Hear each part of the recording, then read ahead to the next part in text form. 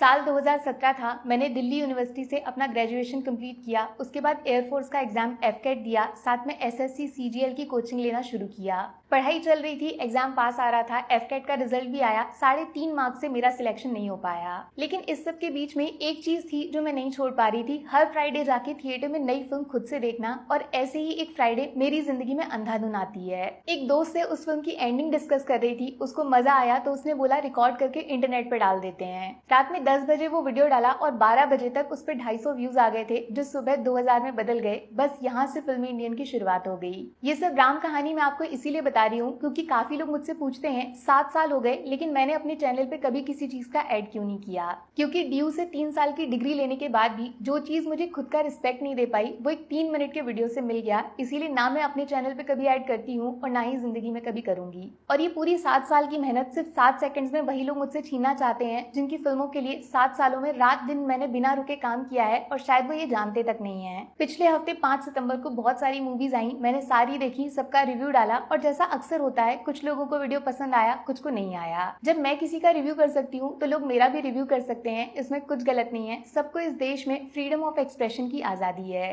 तो मेरे वीडियो पे अच्छे खासे व्यूज हो गए थे, लेकिन फिर संडे को पता चलता है उस वीडियो पे सीधा फिल्म के प्रोड्यूसर ने खुद के चैनल से कॉपीराइट स्ट्राइक डलवा दिया है। पहले मुझे लगा कुछ मिसअंडरस्टैंडिंग हुई है, कुछ एरर हुआ होगा। कॉपीराइट स्ट्राइक पहली बार नहीं हुआ था, काफी बार हो चुका है, लेकिन बात करने से हमेशा सॉल्व हो जाता है। इसीलिए मैंने प्रॉपर लैंग्वेज में सीधा अपने शब्दों में बहुत रिस्पेक्ट के साथ उनकी मेल आईडी पे अपना प्रॉब्लम शेयर किया और उनके रिप्लाई का वेट करने लग गई और अगले दिन पहले की तरह वीडियोस डाल के आगे बढ़ गई। मेरे मेल का रिप्लाई तो नहीं आया, लेकिन फिर कुछ ऐसा हुआ जो अगर मैं आपको नहीं बताऊंगी तो शायद सबसे बड़ी बेईमानी मेरी पब्लिक के साथ होगी, जिसको 7 साल मैंने मेहनत करके अपने दम पे इकट्ठा किया है। एक साथ 3 और स्ट्राइक मेरे चैनल पे सेम उसी प्रोड्यूसर ने डाल दी और ये सारे नए वीडियोस नहीं थे, 6-6 महीने पुराने वीडियोस को ढूंढकर उन पे स्ट्राइक डाली गई। अब यूट्यूब की पॉलिसी ये है, अगर 3 बार आपके चैनल पे स्ट्राइक आ जाती है तो तुरंत आपका चैनल वहीं पे डिलीट कर दिया जाएगा। इसीलिए इनको लगा होगा ये तो डर जाएगी, चुपचाप अपने चैनल को बचाने के लिए भीख मांगेगी, फिर ये अपनी कुछ शर्त रखेंगे जो मुझे माननी पड़ेगी। लेकिन ड्यू से 3 साल की डिग्री और 7 साल बिना किसी ऐड, बिना किसी प्रमोशन मैंने चैनल पे काम इसीलिए नहीं किया कि किसी के सामने सच बोलने के बाद भी जाके हाथ फैलाने पड़े।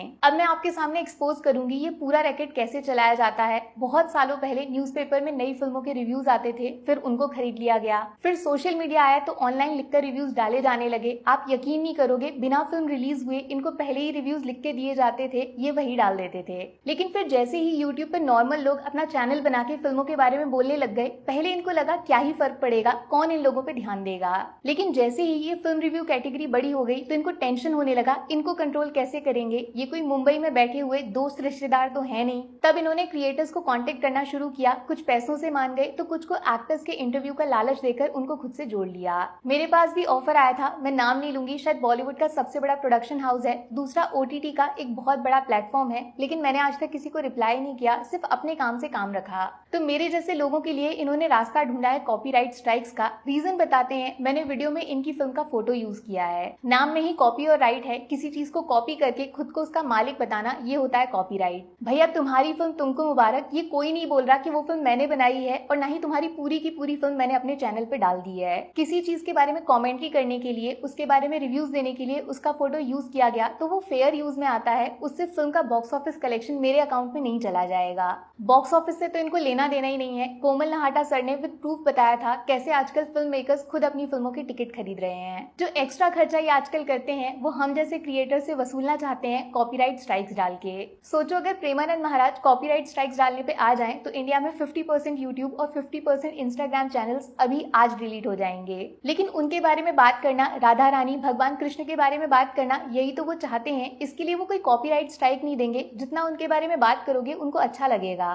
फिल्म क्रिएटर्स का भी यही काम है, वो फिल्मों के बारे में बात करते हैं। ये उनके लिए भगवान जैसा है, उनका करियर है, रोजी रोटी है। कोई ईमानदारी से काम करेगा तो उस पर स्ट्राइक डाल दोगे। अगर टारगेट करना ही है तो पायरेसी वेबसाइट्स को जाके करो ना, वो तो बिना डरे पूरी की पूरी फिल्म थिएटर से रिकॉर्ड करके इंटरनेट पे फैला देते हैं, उनको क्यों नहीं मिलती कॉपीराइट स्ट्राइक। और ज्यादा शिकायत है आपको, मैंने आपके फोटोज यूज किए तो ऑप्शन होता है है क्लेम डालने का, उससे उस वीडियो से जितना रेवेन्यू आएगा वो पूरा का पूरा उस चैनल को चला जाएगा। लेकिन ये उनका इरादा ही नहीं है। जितना मैंने टोटल यूट्यूब से कमाया है 7 सालों में, उतना ये 7 मिनट में रोज कमाते हैं, फिर भी सोचो शांति नहीं मिल रही है। इनका क्या इरादा है? एक न्यूज सुनी होगी आपने थोड़े दिन पहले, बहुत सारे प्रोड्यूसर्स मिलके एक मीटिंग करने वाले हैं जिसमें नेगेटिव रिव्यूज डालने वाले इन्फ्लुएंसर्स, रिव्यूअर्स पे क्या एक्शन लेना है वो डिस्कशन होगा। मतलब सब कुछ कर लेंगे, बस एक अच्छी फिल्म नहीं बनाएंगे, और बुरी फिल्म को बुरा बोला तो ये सारे प्रोड्यूसर मिलके कॉपीराइट स्ट्राइक डाल के किसी की रोजी रोटी, उसका पूरा करियर खत्म कर देंगे। और कुछ नहीं, बस एक कंट्रोल सिस्टम बनाना चाहते हैं पेड रिव्यूज का, जैसे न्यूज़पेपर के टाइम में हुआ करता था। पैसे लेकर अच्छा बोलो, वरना डर से अच्छा बुलवाया जाएगा, वरना चैनल उड़ा दिया जाएगा। प्रॉब्लम ये भी है,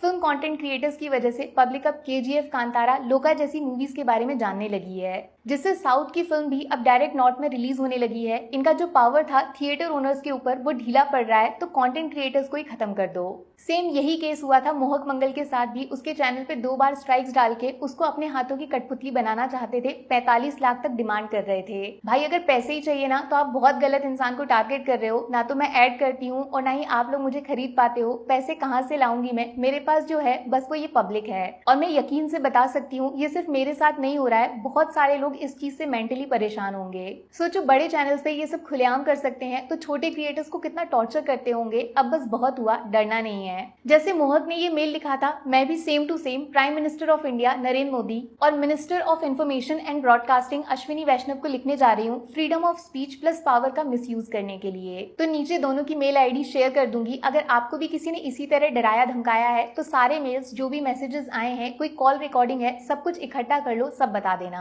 लेकिन हम सबको बचाना पब्लिक के हाथों में है। आप लोग जिनके लिए हम काम करते हैं, कोई भी क्रिएटर आपसे मदद मांगता है तो प्लीज एक बार उसको सुन लेना। बस लोग सब देख रहे हैं और अच्छे से जानते हैं इस सब के पीछे मास्टरमाइंड कौन है, ये ऊपर तक पता होना चाहिए, उसको एहसास होना चाहिए। मेरी टेंशन मत लेना आप, ये चैनल डिलीट करवा देंगे तो हो जाने दो, दूसरा बना दूंगी। मैं अपने नाम को मरने नहीं दूंगी, फिर से पब्लिक कमा के सच बोलना शुरू कर दूंगी। मैंने आज तक कभी अपने चैनल को लाइक सब्सक्राइब करने को नहीं बोला, बट प्लीज लाइफ में मेरी कभी कोई बात अच्छी लगी है, मेरी वजह से कुछ अच्छा देखा है तो ज्यादा से ज्यादा लोगों तक इस वीडियो को पहुंचा देना, शेयर कर देना, ट्विटर, इंस्टा चाहे जहां डाल देना। मैं कॉपीराइट स्ट्राइक नहीं डालूंगी। Take care, bye bye.